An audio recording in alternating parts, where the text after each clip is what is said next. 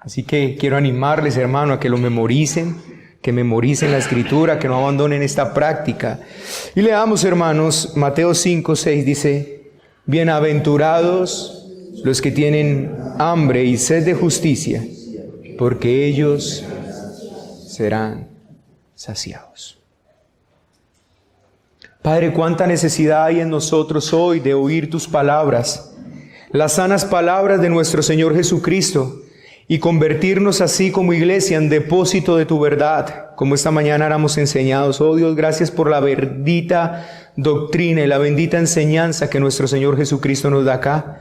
Es baluarte pues precioso para nosotros. Pero Señor, hoy estoy acá parado con una gran responsabilidad de expresar estas palabras como me es debido expresarlas, Señor.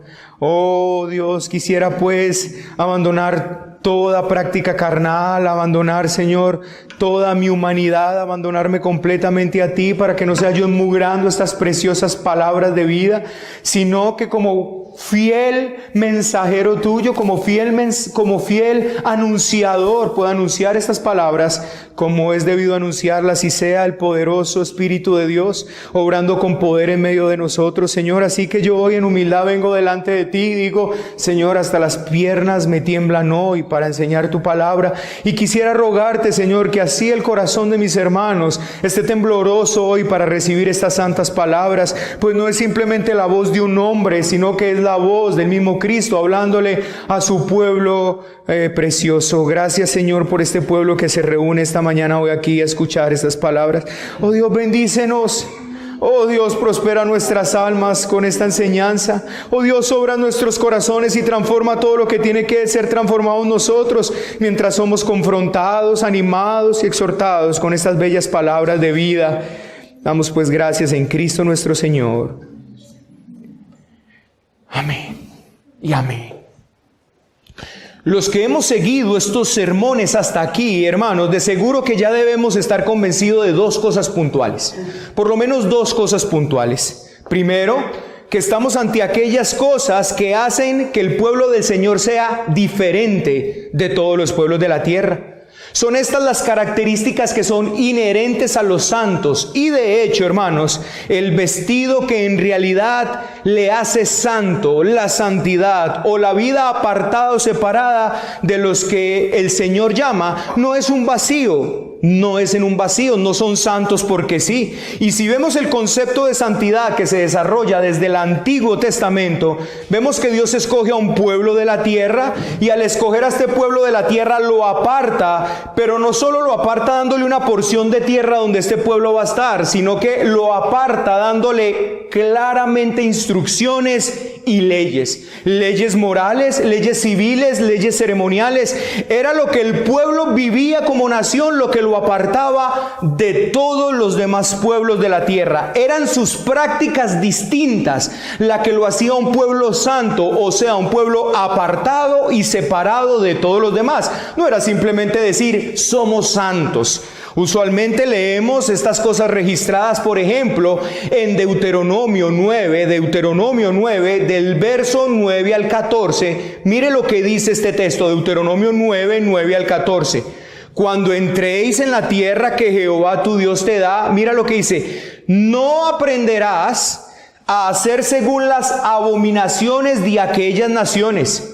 No sea hallado en ti quien haga pasar a su hijo o a su hija por el juego, ni quien practique la adivinación, ni agorero, ni sortílego, ni hechicero, ni encantador, ni adivino, ni mago, ni quien consulte a los muertos, porque es abominación para con Jehová cualquiera que hace estas cosas. Y por estas abominaciones Jehová tu Dios echa a estas naciones delante de ti. Perfecto serás delante de Jehová tu Dios. Porque estas naciones que vas a heredar a agoreros y adivinos oyen, mas a ti no se te ha permitido esto de parte de Jehová tu Dios. O sea, noten que ¿qué era lo que iba a pasar con este pueblo? Ellos iban a entrar en una tierra que tenía unas prácticas, pero el pueblo iba a estar completamente apartado. ¿De qué manera iba a demostrar su santidad? Y que iba a estar apartado en que no iba a practicar ninguna de esas prácticas que ese pueblo practicaba. Como podemos ver aquí, el pueblo tenía un llamado a ser diferente de todos los pueblos de alrededor, incluso de aquellos pueblos que ellos mismos iban a desalojar la tierra. Allí podemos ver el concepto de santidad claramente. Un pueblo que, como lo expresa esta porción, está llamado a ser perfecto delante de Jehová, viviendo la vida que Jehová le dice que viva, y al hacerlo, entonces está viviendo diferente a todos los pueblos de la tierra. ¿Cómo era que este pueblo iba a ser santo? Sencillo, hermanos, viviendo como Jehová le dice que vivía. De esta manera iba entonces a vivir diferente de los demás pueblos, y esto era lo que lo caracterizaba o lo hacía un pueblo santo. Ahora miremos cuál es la querella que Dios tiene contra ese pueblo, y veremos que está resumida en esto: Israel no fue santo. Israel no se apartó, sino que por el contrario aprendió a hacer todas las prácticas que el Señor le dijo no aprendiera a hacer. Escuche cómo lo relata de manera contundente Segunda de Samuel capítulo 17. Segunda de Samuel capítulo 17. Mire lo que dice, hermanos, en los versos 7 en adelante. Porque los hijos de Israel pecaron contra Jehová su Dios, que los sacó de tierra de Egipto, debajo la mano de Faraón, rey de Egipto, y temieron a dioses ajenos, y anduvieron en los estatutos de las naciones que Jehová había lanzado delante de los hijos de Israel, y en los estatutos que hicieron los reyes de Israel. Y los hijos de Israel hicieron secretamente cosas no rectas contra Jehová su Dios, edificándose lugares altos en todas sus ciudades, desde las torres de los atalayas hasta las ciudades fortificadas, y levantaron estatuas e imágenes de acera en todo collado alto y debajo de todo árbol frondoso, y quemaron allí incienso en todos los lugares altos, a la manera de las naciones que Jehová había traspuesto delante de ellos, y hicieron cosas muy malas para provocar a ira a Jehová, y servían a los ídolos, de los cuales Jehová les había dicho: vosotros no habéis de hacer esto. Jehová amonestó entonces a Israel y a Judá por medio de todos los profetas y de todos los videntes, diciendo: volveos de vuestros malos caminos y guardad mis mandamientos y mis ordenanzas, conforme a todas las leyes que yo prescribí a vuestros padres y que os he enviado por medio de mis siervos los profetas. Escuche esto, hermanos. ¿Qué es la santidad? La santidad, ¿qué es ser santo para Dios? Ser santo, la santidad es ser apartado, es vivir diferente. ¿Pero qué es ser apartado? ¿Vivir en una tierra lejana? No, hermanos. Vivir de acuerdo a las leyes que Jehová el Señor le había dado a este pueblo. El Señor le dijo: yo te voy a llevar a una tierra, pero tú serás santo como yo soy santo. ¿Qué era lo que le decía? No era simplemente sé buena persona. No, el Señor le dijo: tú vas a ser santo como yo soy santo. O sea, tú no vas a aprender las prácticas que estos pueblos donde ustedes van tienen. No las aprenderás. No serás como ellos. Por el contrario, conviertas en ellos a ti y no tú a ellos. Pero ¿qué pasó con Israel? Todo lo que pasó fue lo contrario. Ellos estaban y aprendieron todas las prácticas de cada una de esas tierras donde ellos iban. Era una máquina para aprender a hacer el mal este pueblo. Impresionante. No solamente aprendían las prácticas de este pueblo, sino que acumulaban prácticas. Aprendieron las de este, destrozaban a este, pero destrozaban al pueblo físicamente y se quedaban con todos sus ídolos. Iban a otro pueblo, lo destruían y destruían a eso, y entonces Israel, en vez de ser un pueblo santo, se contaminó, provocando a ira al Señor, porque aprendió a hacer todas las prácticas abominables de todos los pueblos que iban destruyendo de ahí en adelante. Ese fue el fracaso de ese pueblo. Como notamos en estos textos, hermanos, La santidad no es un vacío, no es solamente una posición que se nos da, sino que la santidad bíblica está relacionada con una práctica, con una vida que se acomoda a las leyes del Señor y por ende abandona todas las prácticas que hacen los demás pueblos de la tierra. Cuando a la iglesia se le llama a ser santa y la iglesia es santa, es porque la iglesia tiene prácticas y vida que es distinta de todos los pueblos de la tierra. Eso es ser santo. Así que lo primero que nos ha de quedar claro, hermanos, en lo que llevamos de este sermón del monte, es que estamos ante las características que hacen a un hombre o a una mujer diferentes de todos los demás hombres y mujeres de este mundo. Y por ende, hermanos, entonces estamos ante las características de los santos, de los apartados del Señor. Y cuando hablamos de características, tampoco estamos hablando de cosas abstractas. Cuando hablamos de características, estamos hablando de cosas que nos caracterizan, queridos hermanos. O sea, de cosas que se pueden ver claramente en las personas. No estamos hablando de cosas subjetivas, sino objetivas. Si yo les digo que me describan este púlpito, entonces ustedes comenzarán a observarlo y empezarán a dar características inherentes a este púlpito. Así debe de pasar con todo aquel que es del Señor. Su santidad es algo que no se debe asumir, sino es algo que se puede ver. Yo no puedo decir, yo creo que es puro. No. Yo sé que es puro y santo. ¿Y por qué puedo decirlo y no suponerlo? Porque puedo verlo. Porque veo sus características, porque veo que se comporta diferente a como todo el mundo se comporta, porque veo que tiene otros estándares diferentes a los que tiene el mundo.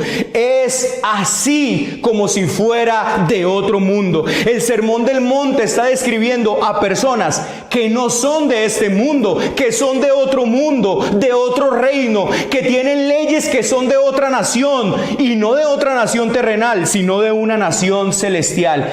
Eso es lo primero que usted debe ya tener claro aquí en todo lo que hemos escuchado. Estamos ante características evidentes en personas que lo hacen ser a ellos diferentes de todos los hombres de esta tierra. Los hacen ser tan diferentes que es como si fueran de otro mundo. Ellos no pertenecen aquí, ellos no son de aquí. Las leyes de esta vida no es lo que juzga sus vidas, no es lo que dirige sus vidas. Tienen otras leyes, tienen otros estándares. Ellos son de otra nación. Eso es lo que estamos hablando aquí. Así que, hermanos, esto es lo que usted por lo menos hasta este momento debe tener ya claro. Y la segunda, entonces, mi querido hermanos, se desprende de esto primero. Entonces, no estamos hablando de características inherentes al ser humano. No estamos ante rasgos biológicos, no estamos ante características que las personas tienen por naturaleza, sino que estamos ante aquellas cosas que solo pueden ser producidas por el Espíritu Santo en la vida de una persona. Y si usted duda de esto, solo dele una leída al Antiguo Testamento para que vea un pueblo que tenía todo para ser santo, pero no lo fue. Un pueblo que vio las obras de Dios, pero que fracasó en ser un pueblo santo o apartado. Por el contrario, se contaminaba con tanta facilidad. ¿Y dónde radicaba el problema del pueblo? Dios, en su gracia, nos reveló en dónde estaba el problema de ese pueblo. Y usted lo va a leer conmigo en Deuteronomio 29. Deuteronomio 29. Ubíquese en Deuteronomio 29.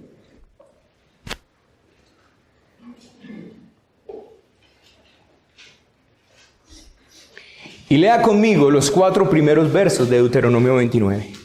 Mira lo que dice. Estas son las palabras del pacto que Jehová mandó a Moisés que celebrase con los hijos de Israel en la tierra de Moab, además del pacto que concertó con ellos en Horeb. Moisés pues llamó a todo Israel y les dijo: vosotros habéis visto todo lo que Jehová ha hecho delante de vuestros ojos en la tierra de Egipto a Faraón y a todos sus siervos y a todas sus tierras, las grandes pruebas que vieron vuestros ojos, las señales y las grandes maravillas. Y aquí el meollo, el asunto. Verso 4.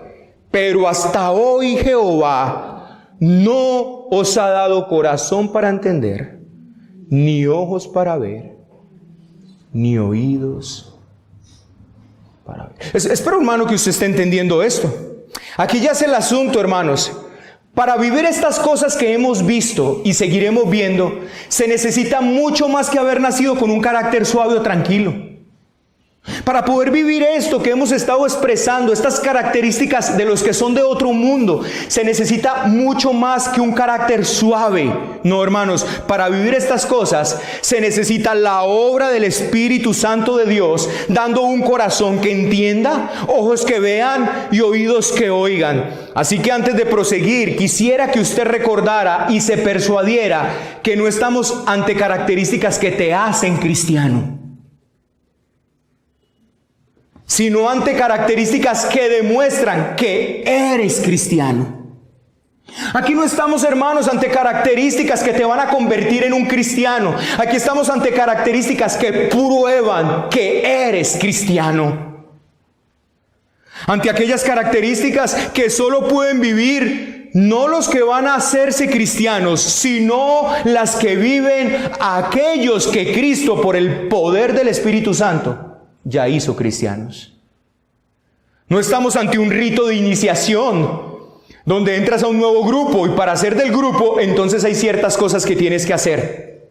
¿Quieres pertenecer a este grupo? Listo, si quieres pertenecer a este grupo, sé pobre en espíritu, sé un llorón, sé un manso y entonces pertenecerás a este grupo. No, hermanos, no estamos ante aquellas cosas, estamos ante aquellas cosas que ponen en evidencia el mover del Espíritu Santo en este mundo, porque el Espíritu sopla por donde quiere, dando vida, dando corazones entendidos, ojos que vean y oídos que oigan. Así que, hermanos, usted esta mañana que me escucha, si en este tiempo de sermones no ha pasado nada con tu vida, si realmente, y tú lo sabes, tu vida sigue igual, si no has encontrado una pobreza espiritual, si sigues sin lamentar tu situación espiritual, si aún tu reputación es lo que más te importa, tu yo, entonces lamento decirte que no tienes vida espiritual y que puedes ver el mar abierto. Puedes ver que desciende pan del cielo. Puedes ver que la tierra se abre y se traga multitudes. Puedes ver cómo de arriba descienden multitudes de carne y nada pasará con tu vida. Seguirás andando errante en este mundo, lejos de la vida de Dios. Recuerdo en este momento al padre Abraham expresándole a aquel hombre en el infierno: si no creen a la palabra, no creerán aunque los muertos se levanten de las tumbas. Usted vio un pueblo, hermanos, que vio las maravillas del Señor, Deuteronomio 29:1-4, vio el mar abierto, vio cómo descendía pan del cielo, vio cómo la tierra se abría y seguía errante, separado de Dios, porque no tenía ni corazón, ni ojos, ni oído. Pregunta esta mañana: ¿tienes ojos? ¿Tienes corazón? ¿Tienes oídos? Así que si esta es tu vida, si no ha pasado nada contigo, si tú aún ves el pecado y no lo lamentas, aún no has encontrado esa pobreza espiritual en tu vida, oh mi querido hermano, te ruego que hoy expongas tu corazón a la palabra, que escuches el evangelio que es poder de Dios para salvación, que tengas humildad para rogar al Señor que te dé un corazón entendido y ojos que vean y oídos que oigan, porque de lo contrario seguirás errante en este mundo, separado de la vida de Dios. Nuestro texto expresa: bienaventurados los que tienen hambre y sed de justicia, porque ellos serán saciados. Como has podido notar, hermanos, cada verso que estamos viendo, y esta no es la excepción, la felicidad o la bienaventuranza no viene por buscar la felicidad. La felicidad viene por buscar otra cosa. Qué distinto es esta enseñanza a la enseñanza del mundo. Desde aquí, hermanos, se nota lo santo y lo diferente que es este mensaje. En la introducción a las bienaventuranzas expresamos claramente que aquí estamos ante las únicas personas que verdaderamente son felices. Ellas y solo ellas. Es excluyente como todo el evangelio, y si se está fuera de este sermón, entonces está fuera de la felicidad. En otras palabras, hermano, encuentre cualquier persona de este mundo, la que sea, fuera de este sermón, y está fuera de la verdadera felicidad, fuera de la verdadera bienaventuranza. Es excluyente. Pero la verdad, hermanos, es bien interesante. Ninguna de las bienaventuranzas mandan la búsqueda de la felicidad. Pero todo el mundo busca la felicidad, nadie lo duda, todo el mundo quiere ser feliz. Ese es el gran motivo que está en la raíz de todo acto y ambición, en la raíz de todas las obras, esfuerzos y empeños. Todo está destinado a la felicidad. Haz todo lo que sea por encontrar la felicidad. Pero la gran tragedia del mundo es que busca la felicidad y la felicidad no la encuentra porque la busca y no debería buscarla. Esto es igualmente verdad, sin embargo, hermanos, para muchos dentro de la iglesia. Hay mucha gente en la iglesia cristiana que se parece pasar la vida buscando algo que no encuentran, buscando la felicidad y la bienaventuranza. Van de reunión en reunión, de convención en convención, mejoran las luces, mejoran todas esas cosas, mejoran los lugares de reunión, mejoran los grupos musicales, mejoran las luces, todo esto porque necesitamos encontrar algo que nos llene. Van de reunión, de convención y siempre con la esperanza de alcanzar algo maravilloso. Esta experiencia que los va a llenar de gozo. No nos podemos quedar así, tenemos que llegar a un éxtasis. Ven que otros lo han conseguido, pero ellos no parecen lograrlo. Lo buscan y anhelan, siempre hambrientos y sedientos, pero nunca lo consiguen. Triste es leer de una persona cristiana que escribió en estas vacaciones y fiestas al lado de una fotografía en un paseo: solo tenemos una vida, vivirla es la opción. Qué espiritual, ¿cierto? Solo tenemos una vida, al lado de un super paseo, en diciembre, en las vacaciones, tal vez al lado del mar. Solo tenemos una vida, vivirla es la opción. Atentamente, super cristiano. Triste es ver cantidades de me gusta en estas publicaciones.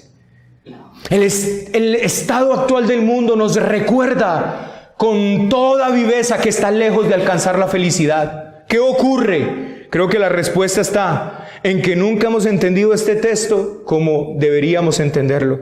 Bienaventurados los que tienen hambre y sed de justicia. ¿Qué significa esto? Lo voy a decir en forma negativa. No se nos llama a tener hambre y sed de bienaventuranza. No se nos llama a tener hambre y sed de felicidad. No debemos tener hambre y sed de ser felices. Pero esto es lo que casi todo el mundo hace. Consideremos la felicidad y la bienaventuranza como lo único que hay que desear, y por ello siempre fracasamos en conseguirla. Siempre se nos escapa como agua entre los dedos. Según la Biblia, hermanos, la felicidad nunca es algo que habría de buscarse directamente. Es siempre algo que resulta como consecuencia de otra búsqueda. Claro, hermanos, y este mundo, y tenemos un Hollywood que hizo esta búsqueda de la felicidad de una manera exitosa en la película La búsqueda de la felicidad. Nota el título: La búsqueda en búsqueda de la felicidad. ¿Lo nota?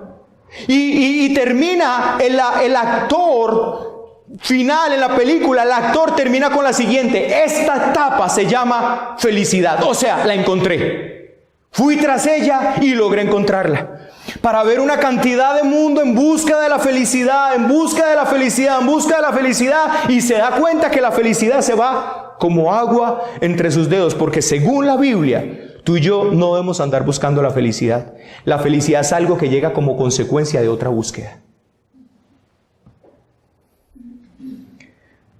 Son los que se topan con la pobreza espiritual los que son felices. Qué interesante, ¿no?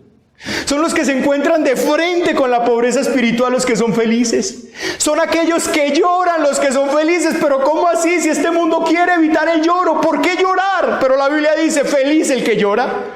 Son aquellos que han renunciado a su yo los que son felices. Y aquí de manera directa son solo los que andan buscando una cosa distinta a la felicidad los que son felices. Esta bienaventuranza sigue lógicamente a las precedentes, hermanos. Es una afirmación que viene y todas las demás lo han conducido a ella. Es la conclusión lógica a la que llegan y es algo por lo que todos deberíamos estar muy agradecidos con Dios. Y yo le pediría que abriera sus oídos aquí.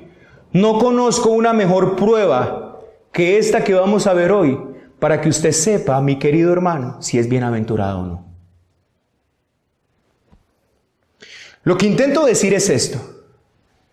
Esta semana, mientras memorizaba estos textos con mi familia y volvíamos a meditar en ellos, les expresé lo siguiente. Aquí está mi familia, es testiga de eso. Debemos tener mucho cuidado porque estas características santas que vemos aquí tienen sus impostoras.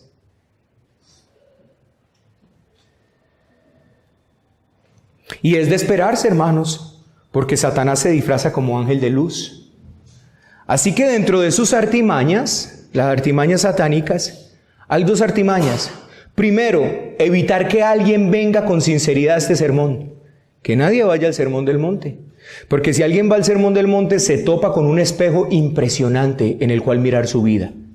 Y poder decir si es o no es cristiano. Pero si por alguna razón no puede evitar que se venga al sermón del monte, intentará por medio de engaños hacer que alguien los viva, pero de manera ilegítima. Y pienso que lamentablemente esto pasa y más de lo que uno pudiera pensar. Por ejemplo, hoy ya es muy fácil expresar palabras que parecen muy parecidas a la pobreza espiritual.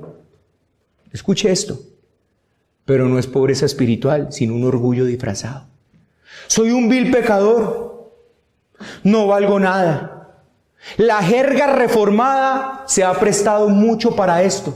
Yo estoy totalmente depravado y a menos que el Señor haga algo conmigo, estoy perdido. Si notan, pobreza espiritual. Ahí está, él allí, un hombre pobre en espíritu. Su jerga muestra pobreza espiritual. Oh, hermanos, cuidado, porque esa jerga, como lo veremos hoy, estos que expresan esta jerga, están lejos de tener hambre y sed de justicia.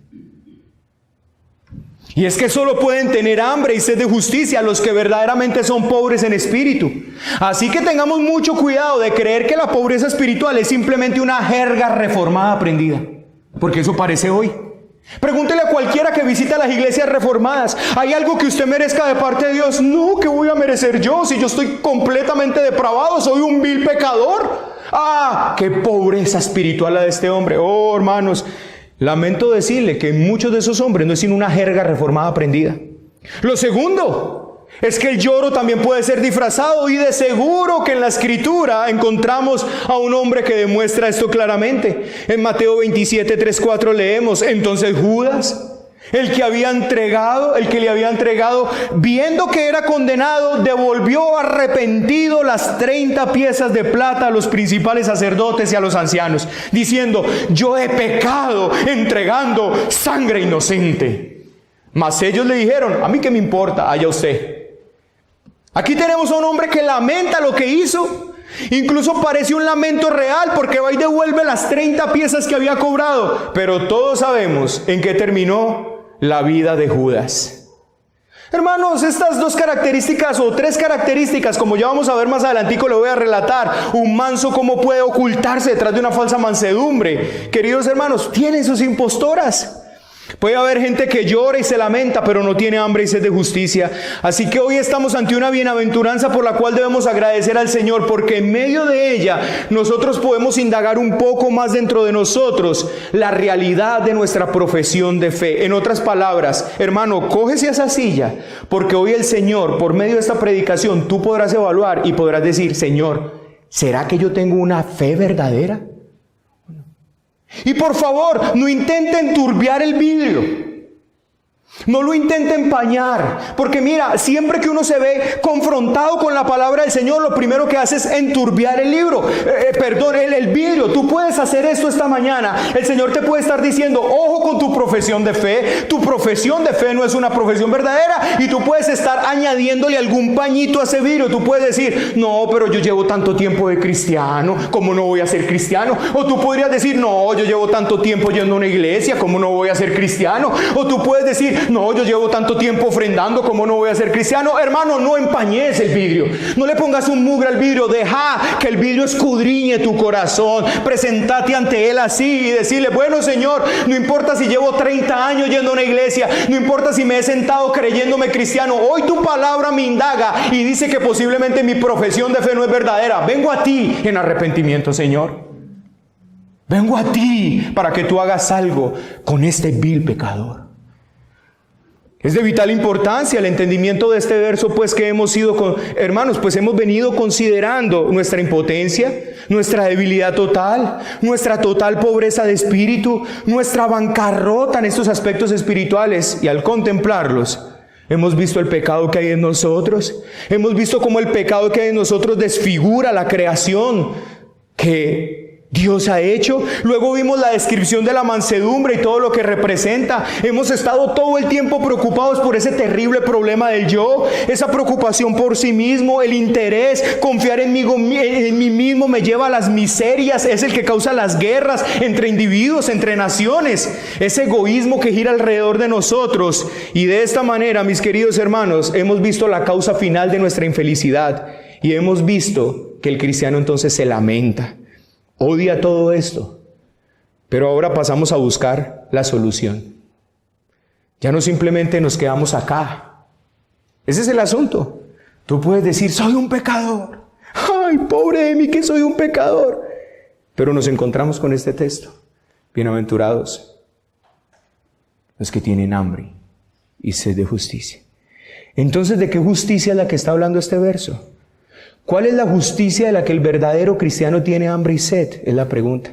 Bueno, lo primero es que no estamos ante la justicia que reclama este mundo.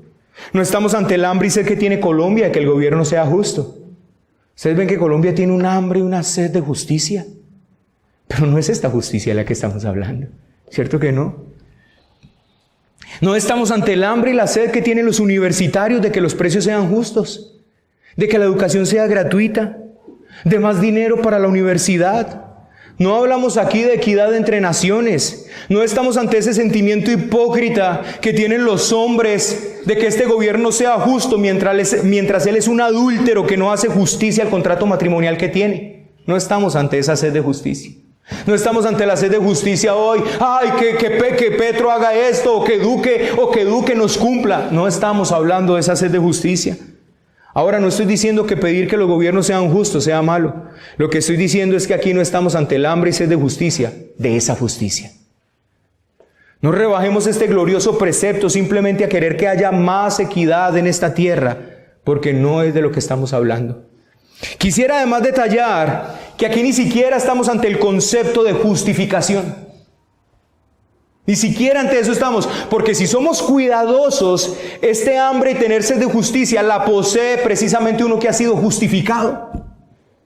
No uno que tiene hambre de ser justificado, hermano. Nadie tiene hambre de ser justificado.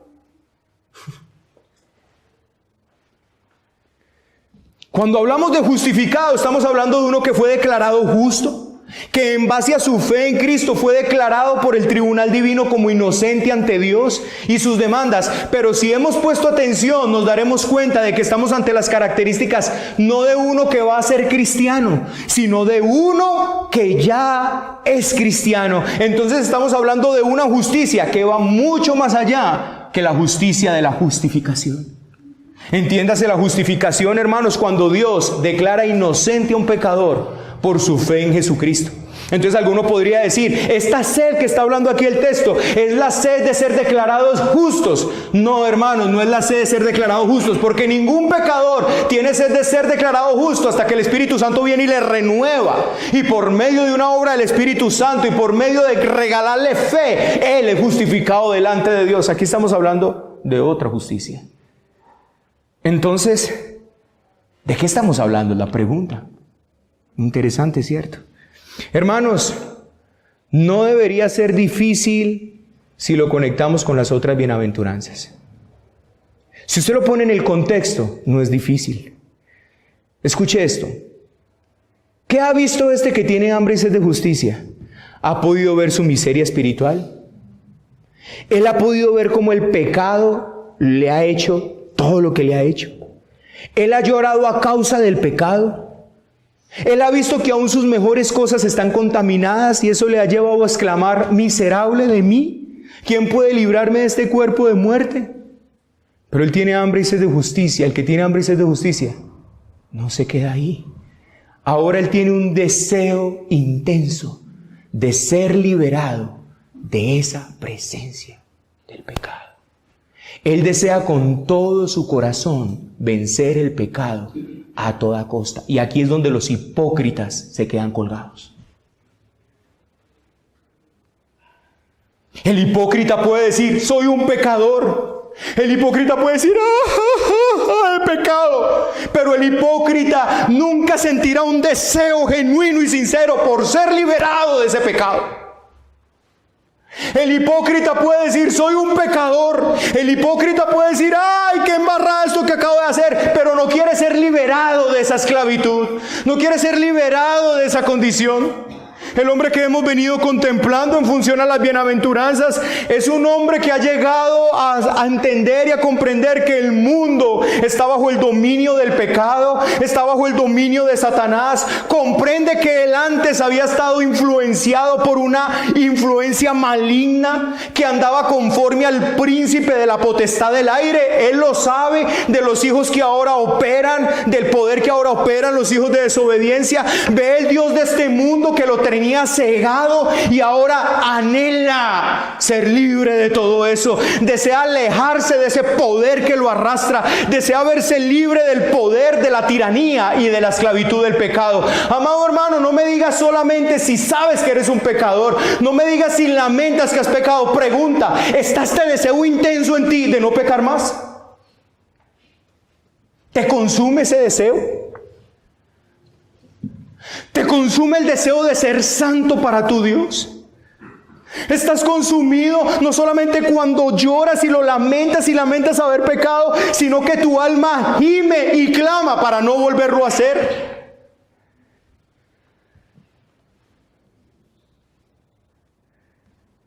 Saúl dijo, he pecado. Judas dijo, he pecado. Pero David dijo, contra ti y contra ti he pecado, lávame.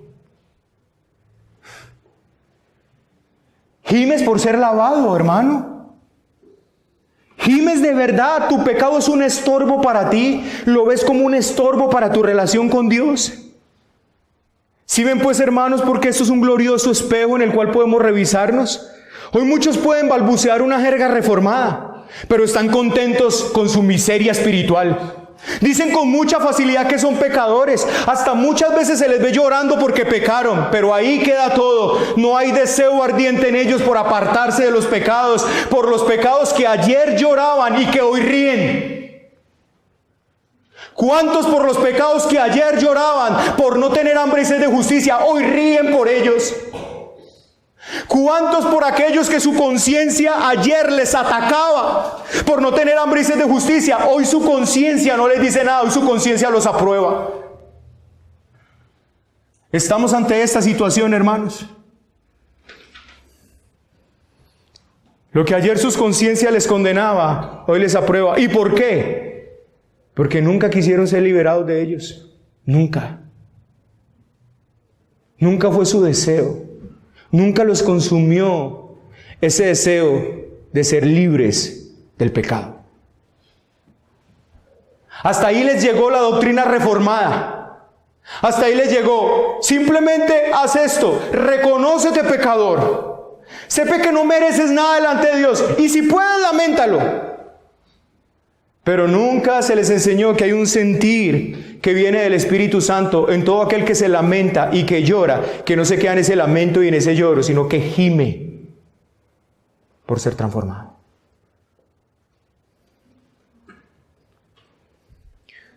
Todos los problemas del mundo hoy yacen en el hecho de que el hombre no es justo delante de Dios.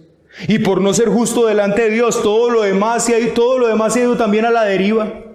Esta es la enseñanza de la Biblia. Por eso el deseo de justicia que tiene un hombre de Dios es ese deseo de ser justo delante de Dios, ese deseo de librarse de pecado, porque el pecado es lo que se interpone entre Dios y Él, nos impide el conocimiento de Dios. Todo lo que nos es posible con Dios, el pecado lo estorba y por eso Él no quiere más el pecado en su vida, hermanos.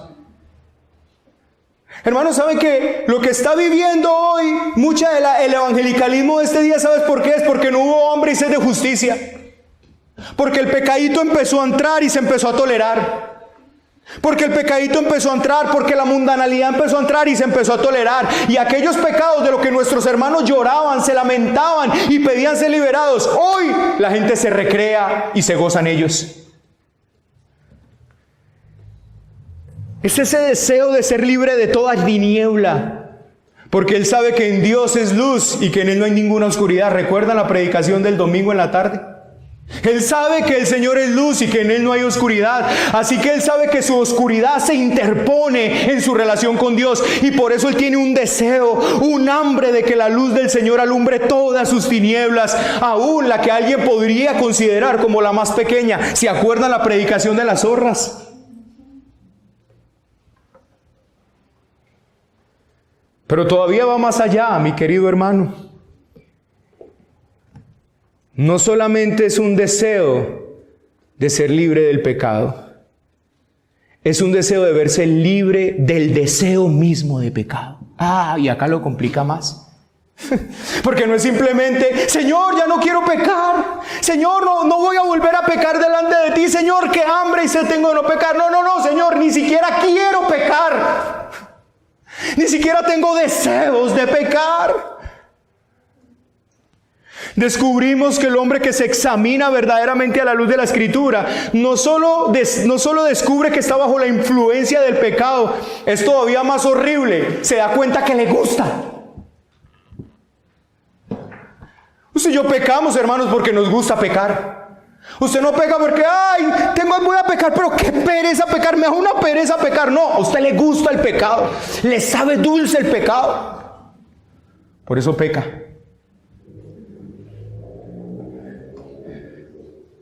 Oh, hermanos, alguien que ha sido despertado no solo sabe que está bajo la influencia del pecado, es algo más horrible que eso.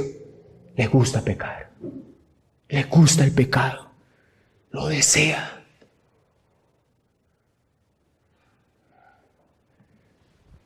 Incluso después de haber visto que es malo, sigue deseándolo. Pero el hombre que tiene hambre y sed de justicia, que desea verse libre de ese pecado, no solo en lo externo, sino también en lo interno.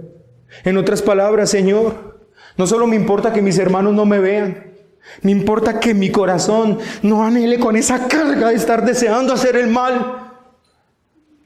Libérame, por favor, de ese deseo. ¿Por qué, Señor, siento ese deseo? Clama y gime. No solamente se lamenta por pecar, sino que gime y le dice, Señor, libérame de estos deseos malignos de pecar contra ti.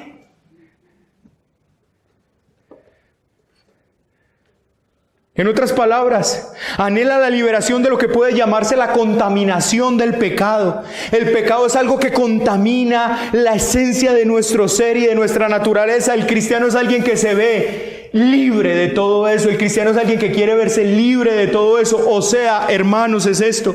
Usted sabe que por haber practicado el pecado y ciertos pecados durante tanto tiempo, usted ha estado contaminado, usted ha quedado contaminado. Usted lo sabe. Aquellos que han practicado la inmoralidad sexual, que practicaron la pornografía durante tanto tiempo, ustedes saben que han estado contaminados por eso. Aquellos que han estado aferrados a un vicio, ustedes saben que su ser fue contaminado por ese vicio. Ustedes saben, mujeres que fueron rebeldes, ustedes saben que su ser está contaminado por eso. Hombres orgullosos y soberbios que durante toda la vida practicaron el machismo mexicano. Ustedes saben que su ser está contaminado por eso.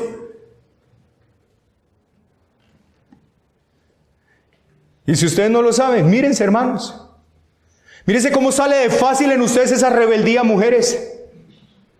Miren cómo son tentados hombres hacia la pornografía. Miren cómo les cuesta bajar la mirada ante una mujer inmoral.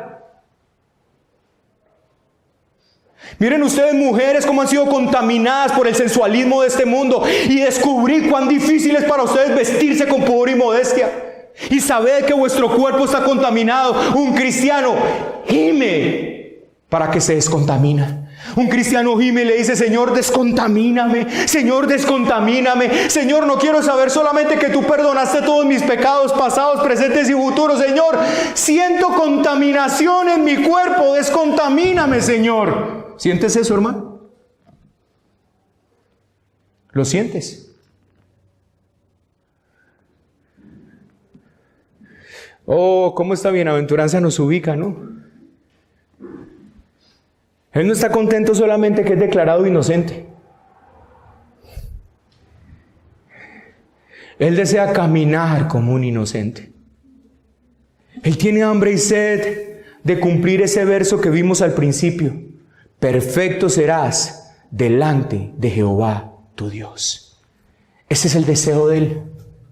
Ese es el sueño de Él.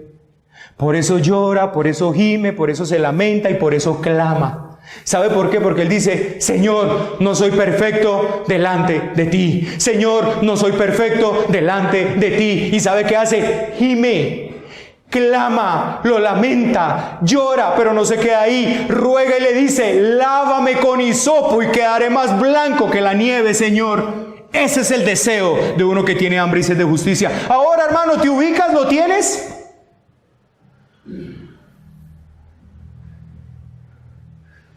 Este es tu deseo, esta es tu hambre y sed, hermano. Tener hambre y sed de justicia es verse libre del yo en todas sus terribles manifestaciones. Es verse libre del yo en todas sus formas. Señor, toda mi vida preocupado por mí mismo, toda mi vida en mi orgullo, toda mi vida en mi vanidad, en mi autoprotección, en mi insensibilidad, toda la vida viviendo para mí mismo, toda la vida preocupándome lo que dijeran o no dijeran de mí, toda mi vida, Señor, centrada en mí, Señor, me cansé de esto, no quiero vivir más para darme gloria a mí, quiero vivir para darle gloria a ti. Ese es el gemir de uno que tiene hambre y sed de justicia. ¿Lo tienes? Está harto de eso. Estoy harto, Señor, de que todo gire en torno mío. Estoy harto de que todo, Señor, tenga que ver conmigo, lo que yo quiero, lo que yo deseo, lo que a mí me importe. Señor, ya no quiero más. Libérame de ese yo esclavizador, Señor. Gime por eso. Tú gimes por eso, hermano. ¿Qué cuentos cristianos nos vendieron en esta época? ¿Qué cuentos? No llegar a estos textos tan gloriosos. ¿Qué Disney nos vendieron hoy? Oh, si hubiéramos experimentado ese vivir del Espíritu.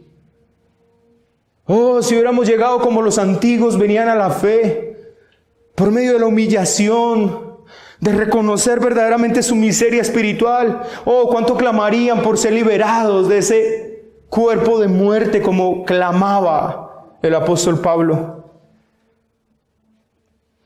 El que tiene hambre de justicia es el que desea ser santo. No solamente, escuche, no solamente es negativo, no solamente, Señor, no quiero esto, no quiero esto, no quiero más esto, sino, Señor, quiero esto, quiero santidad. Quiero vivir estas bienaventuranzas diariamente. Quiero vivir en el fruto del Espíritu y todas sus acciones. Quiero, Señor, caminar como el hombre nuevo del Nuevo Testamento. Quiero caminar como Pablo. Quiero caminar como Pedro. Quiero caminar como Lloyd Jones. Quiero caminar como Spurgeon. Quiero caminar como esos hombres, Señor. Mi vida gime, por eso lo deseo. Quiero caminar como John Bunyan, como Jonathan Edwards. Quiero caminar como ellos. Señor, quiero ser tan piadoso como Calvino, como Lutero. Lo quiero en mi vida.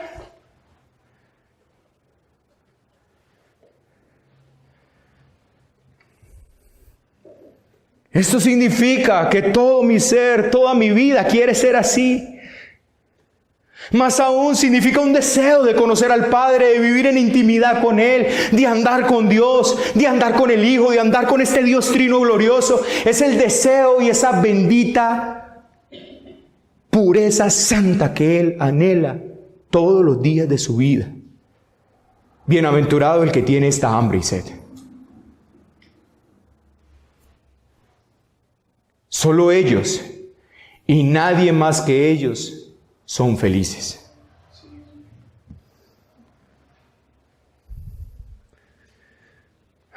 El que tiene hambre y sed de justicia es el que anhela esto por encima de todo, hermano.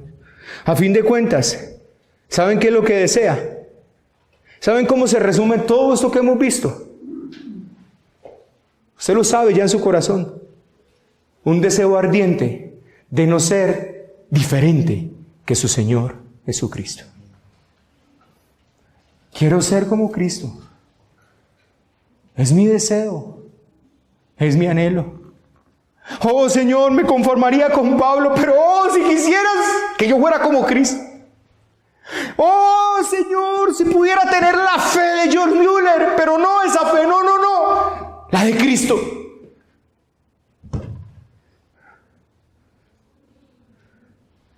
Ese es el asunto aquí, hermano. Las primeras 3 bienaventuranzas pueden tener impostoras. Una persona puede incluso cambiar y volverse tranquilo en el escenario en que se encuentra para que los demás lo vean manso. Pero por dentro sigue siendo un arrogante. De hecho, hace lo que hace para que no le digan nada o para que lo alaben por sus cambios. Así que hoy, mi querido hermano, debes revisar esto en tu vida. Tú puedes engañar a muchos aquí. Tú pudiste aprender una jerga reformada. Tú pudiste aprender a llorar. Pero la realidad es que si tú no tienes ningún deseo de ser liberado del pecado, si tú no tienes ningún deseo por Cristo, y no solo por Cristo, sino por ser como Él, tu vida no es más que una religiosidad más y camino al infierno vas.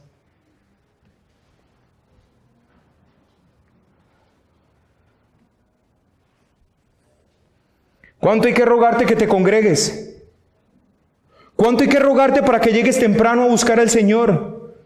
Para que te involucres en el conocimiento de Dios. ¿Cuánto hay que rogarte para demostrarte cuán poco tú deseas al Señor? ¿Qué quiere decir tener hambre y sed? ¿Sabe qué quiere decir, hermano? Es una conciencia de nuestra necesidad, de nuestra profunda necesidad. Más aún, quiere decir conciencia de una necesidad apremiante. Quiere decir una conciencia profunda, incluso que duele. Quiere decir una conciencia de necesidad hasta que no se satisface. No quiere decir un sentimiento o deseo pasajero. Escuche lo que expresa Oseas 6:4. Escuche. ¿Qué haré a ti, Efraín? ¿Qué haré a ti, oh Judá? La piedad vuestra es como nube de la mañana y como el rocío de la madrugada que se desvanece. ¡Qué tremendo retrato, hermano! ¿Qué haré contigo, Efraín? Y sabe que esa palabra piedad en algunos textos se traduce como justicia. O sea, ¿qué haré contigo, oh Efraín, y contigo, oh Judá? Que vuestro deseo de justicia es como la nube de la mañana que desaparece, como rocío en la madrugada que se desvanece. Pero ¿sabe qué habían expresado ellos en el verso 3? Esto es lo más tremendo, hermanos. En el verso 3 ellos habían expresado: y conoceremos y proseguiremos en conocer a Jehová, como el alba está dispuesta a su salida, y vendrá a nosotros como la lluvia, como lluvia tardía y temprana a la tierra. ¿Y sabe qué le dice el Señor? ¿Qué haré con vosotros, Efraín y Judá? Que aprendiste a hablar un lenguaje reformado, pero que vuestro deseo por mí es ese deseo pasajero de la mañana. El hambre es algo profundo, es algo hondo, que se sigue sintiendo hasta que se satisface, duele, causa sufrimiento. Es como hambre y sed verdaderas, como hambre y sed físicas, hermanos. Es algo que sigue en aumento, que te desespera. ¿Has sentido esa hambre, ese picor acá en el estómago? ¿Has sentido esa sed? Yo la he sentido, hermanos. Yo he sentido esa sed, y que usted está desesperado y que mueve la lengua y como si estuvieras completamente reseco, no tienes ni siquiera una gota de saliva para sentirla acá en tu garganta. Eso sientes cuando estás en el desierto de La Guajira a 50 grados, hermanos. Eso sientes cuando vas escalando 3 horas de camino a los Huihuas. Y uno sin saber por ahí, porque y nos fuimos y era en el calor, 40 grados, y camine y era... Como tengo el gaznate más seco que estopa, que empieza a doler. Y que es cuando encuentras la fuente de agua y... Bueno, hermanos, eso es lo que el Señor está hablando acá. ¿Te parece exagerado? Bueno, hermanos, en esta época es exagerado, pero esa fue el hambre y la sed que siempre nuestros hermanos han tenido. Ese es el hambre y la sed que usted ve en los puritanos. Ese es el hambre y la sed que usted ve en los reformadores. Ese es el hambre y la sed que usted ve en Pablo. ¿Sabe qué dice Pablo? Todo para mí es basura con tal de conocerlo. Su sed era conocer al Señor. Su sed no eran sus triunfos. Él no tenía sed de triunfo, no tenía sed de victoria, él tenía sed de Cristo. Con tal de conocerle y el poder de la resurrección, decía Pablo en Filipenses 3. Ese consumía a Pablo, ese deseo por conocer lo que le dolía. Es como el salmista lo expresa en el Salmo 42. No hay mejores palabras que el Salmo 42 para expresar esto. Como el siervo brama. Como el siervo brama por las corrientes de las aguas, así clama mi alma por ti, oh Dios, el alma mía. Oh, hermanos, tanta religiosidad evangélica. Mi alma tiene sed del Dios vivo. ¿Y sabe qué dice él? ¿Cuándo vendré y me presentaré delante de Dios? ¿Entiende cuál era el gemir de él? ¿Cuál era el deseo del salmista? Venir de nuevo a la congregación para estar en la presencia de su Señor. Ahora de nuevo usted lo escucha en el Salmo 63. Dios mío, eres tú. De madrugada te buscaré. Mi alma tiene sed de ti. Mi carne te anhela en tierra seca y árida, donde no agua no hay. Ahora, ¿sabe qué es lo interesante de este salmo, hermano? El lugar donde se escribe. Porque es cuando David estaba en el desierto de Judá, consumido por una sequía, consumido por la sed, y él desde allí dice: Señor, cuánto deseo. Pero mire cuál era el deseo del salmista. No era deseo de agua física. El deseo del salmista era volver al santuario nuevamente, porque estaba en un desierto. Cuánto anhelo volver a irme allá, a congregarme otra vez, a sentir tu presencia, a adorarte con mis hermanos. El salmista estaba deseado por él, estaba anhelando eso, como en esas tierras secas y áridas deseaba agua, hermano. Ese es el contexto de ese Salmo 63. David estaba en el desierto de Judá, anhelaba volver a estar en la casa del Señor y lo deseaba tanto que gemía para que su Señor se lo concediera. Qué tremendo, es el mismo espíritu de este tiempo, ¿cierto? ¡Ay, llovió! ¡Ay, yo no, está dando mucho calor para ir a la iglesia! ¡Ah, eso queda muy lejos! ¡Ay, casi no hay transporte! Y dele. ¡Oh, que estamos tan consumidos por conocer al Señor!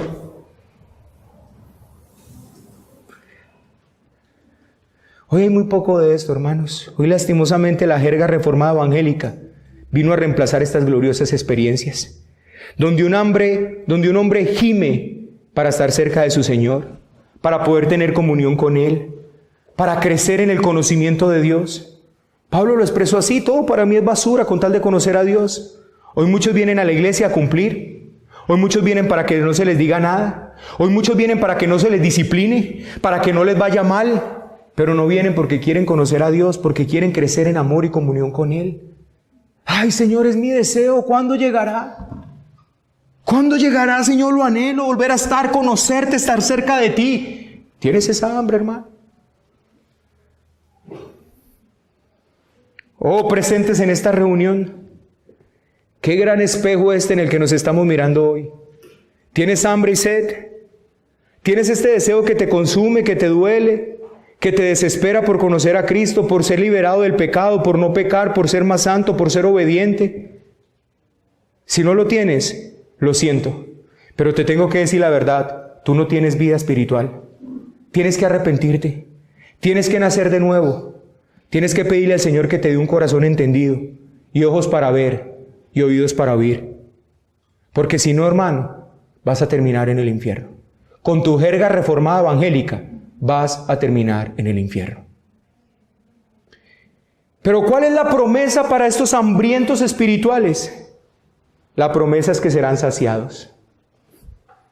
Cuando reconocemos esta necesidad, esta hambre profunda, esta muerte que hay en nosotros, entonces Dios nos llena, nos concede ese don bendito: el que a mí viene nunca tendrá hambre. Esta es una promesa absoluta, de modo que si tenemos verdaderamente hambre y sed de justicia, tú vas a ser saciado, no cabe ninguna duda. Hermanos, asegúrate de que no tienes hambre y sed de felicidad. Asegúrate de que tú no eres cristiano porque quieres que tu vida mejore. Asegúrate, hermano, de despojarte de todos esos libros, tu mejor vida ahora, una vida con propósito, lo mejor de ti. Olvídate de todos esos títulos de éxito de este mundo y asegúrate porque tú tengas hambre y sed de Jesucristo el Señor. Porque si tú tienes hambre y sed de felicidad, nunca la vas a encontrar y eternamente perecerás. Pero si tú anhelas ser como Cristo, entonces tú vas a conseguir eso y la felicidad te vendrá como añadidura. Si tienes hambre, déjame decirte esto, cristiano. Si tienes hambre, puedes venir al Señor. Puedes entrar en el trono de la gracia y ver cómo Cristo te viste con sus ropas de justicia. Y puedes clamar y ver cómo el Espíritu Santo forma la justicia activa de Cristo en ti. Así que tu gozo es doble. Primero, tú ves como ya eres perfecto en la presencia de Dios. Hermano, ¿tienes hambre y sed de justicia? Si la tienes, déjame decirte, eres perfecto delante de Dios. El apóstol Pablo parece que hace una paradoja antiagónica, cuando dice, no que ya lo haya alcanzado, ni que sea perfecto, una cosa hago, y después terminando dice, así que nosotros los perfectos. Bueno, al fin que Pablo, ¿eres perfecto o no eres perfecto? Bueno, hermano, tú eres perfecto, que estás caminando en perfección. Si tú tienes hambre y sed de justicia, tú puedes ver ya cómo eres perfecto en la presencia de Dios, porque tienes los vestidos de Cristo, pero también ves cómo caminas hacia esa perfección. Podrás ver cómo el Espíritu de Dios hace que los que deseen ser como Cristo, se les será dado exactamente esto. Hasta el día, hermanos, que en la presencia del Señor lo veremos cara a cara, y usted y yo seremos tan perfectos como Cristo es. Entonces, la promesa, cuando llegue a la consumación final, es que usted, mi querido hermano, será como Cristo, si eso es lo que tú deseas. En estos días, si ustedes escucharon el audio del hermano Héctor con el infierno, él termina esto.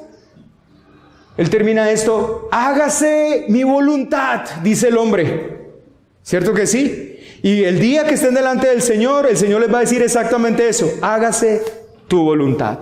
Ve donde siempre quisiste ir. Siempre quisiste ir rumbo al infierno. Siempre quisiste ir camino al infierno. Ese fue tu deseo mientras estuviste en tierra. Bien puede, hágase tu voluntad. Pero de la misma manera, aquellos que desearon que su voluntad fue ser como Cristo, que su voluntad fue ser conocer a Cristo, el Señor también les va a decir ese día, hágase conforme a tu voluntad. Tus deseos fueron conocer a Cristo. Tus deseos fueron estar cerca de Él. Tus deseos fueron amarle, servirle, seguirle. Hágase conforme a lo que siempre quisiste. ¿Es lo que quieres?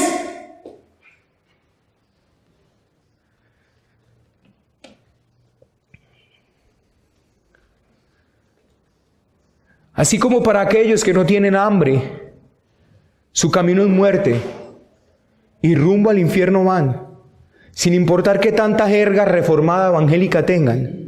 Los que tienen hambre y sed de justicia, en camino de felicidad y bendición andan. De ellos se pueden decir que son benditos y que serán saciados con el deseo que siempre tuvieron. Hoy, como por un espejo, contemplan al Señor de sus amores, pero un día lo harán a cara descubierta. Hoy, tú, amigo cristiano, ves una pequeña arruga aquí y otra por allí. Toma ánimo, mi querido y fiel hambriento, que tu deseo de no tener ni una sola arruga es la obra poderosa del Espíritu de Dios, y Él la llevará y la consumará hasta el final. Un día no tendrás ni una sola arruga. ¿Deseas ser liberado de esas pequeñas arrugas que aún quedan? Oh, hermanos, si ese es tu deseo, el Espíritu Santo está orando en ti, y lo verás ahora.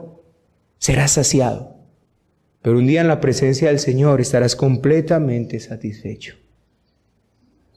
Así pues, las palabras de hoy son un claro eco del Salmo 37:4.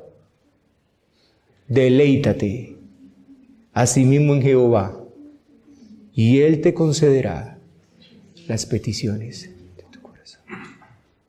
Si Dios es tu deleite y la petición de tu corazón es Dios, Él te lo va a conceder.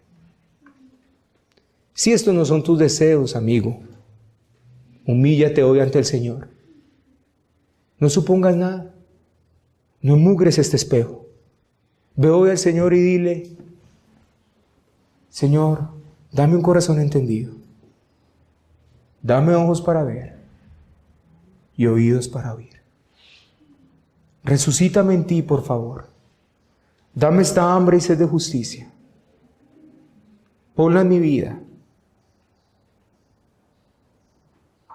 No intentes esto en tus fuerzas, amado hermano. Ese siempre es el peligro.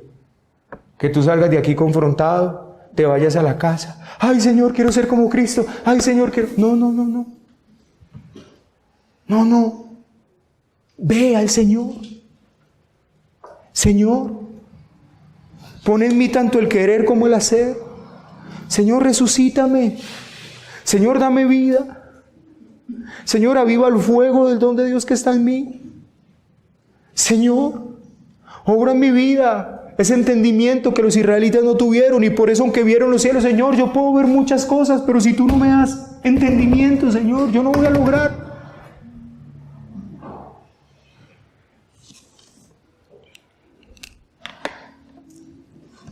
Oh, Padre mío, aquí estamos esta mañana.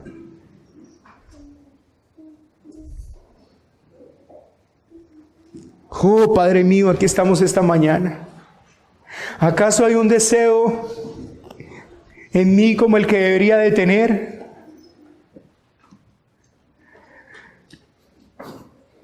Padre, yo oro para que pongas en nosotros y despiertes esa hambre y esa sed por Cristo. Esa hambre y esa sed que gime, Señor, por ser liberados absolutamente de toda presencia de pecado.